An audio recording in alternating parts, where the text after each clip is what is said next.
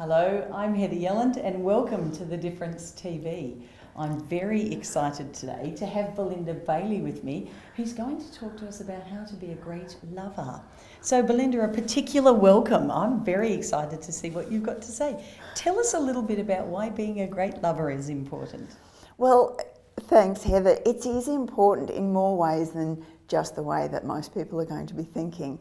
In my life throughout growing up, throughout my experience, I've experienced a lot of love, but it wasn't love as love, because so much we experience dysfunctional love or criticism or self-criticism. Now that's a biggie, isn't it? Absolutely. Yeah, how many of us just don't feel worthy or happy, because we're so full of self-criticism?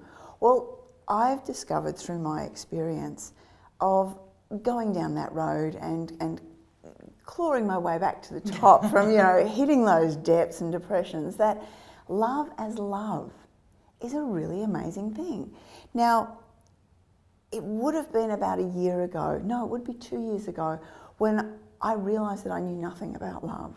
Okay. I thought I did. So a late bloomer. I'm 21 in some months. Yes, absolutely. And I discovered I knew nothing about love and I knew nothing about relationships. I'd had relationships that were less than love, but I thought they were love. So my take on love was love means hurting. Love means criticising. And I'd experienced these things through my mum, God love her. She wanted me to be the best that she could make me. So she told me all the things I did wrong. So I got really, really good at finding all the things I did wrong. And that wouldn't necessarily be an uncommon experience for people, Belinda, I'm thinking. So what turns that around? What can we do to experience, as you say, love as love? Well, you need to firstly acknowledge what your love is, what your functionality is or is not. And for me, I ran a lot of self-criticism to keep me safe, coping strategies. And then I met someone who just loved me unconditionally. This was when I realised I knew nothing about love, so I started clearing my patterns. And I met someone who just loved me unconditionally. And I used to rail at him, poor fellow, and say, "You don't love me." And he didn't. He didn't love me in the way I thought love was. Right, okay. So I became interested in, well, what do I think love is? What do I believe love is? And if that's love that he's giving me, what am I giving him back? And I looked at my patterns of what I was giving him back, and it was criticism, it was wanting him to be better, being a fault finder. Right. I was the best fault finder on the planet. And I started realising that I actually respond when people say I've done something okay. They don't need to puff me up or fluff me up, but just say, "Hey, you did really well." It's like, really? Okay.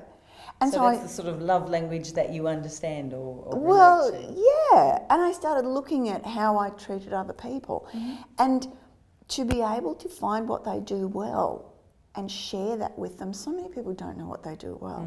So many people are so busy looking at what they do wrong. So is that a good message for all of us? It's just to, deliberately focus our attention on looking at what we and other people do well. Is that part of what will help us to love, as you say? I feel so. I feel that part of that is, it's not ignoring what we don't do well, because there's always room for improvement. Yeah. And that would be just denial and, silly. But it's to acknowledge what we do well and to learn to love ourselves unconditionally.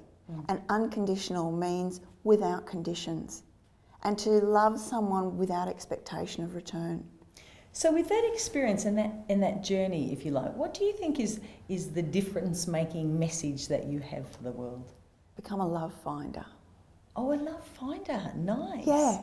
Oh, Let that's nice. go of the fault finder. Become a love finder and open your heart to receiving love.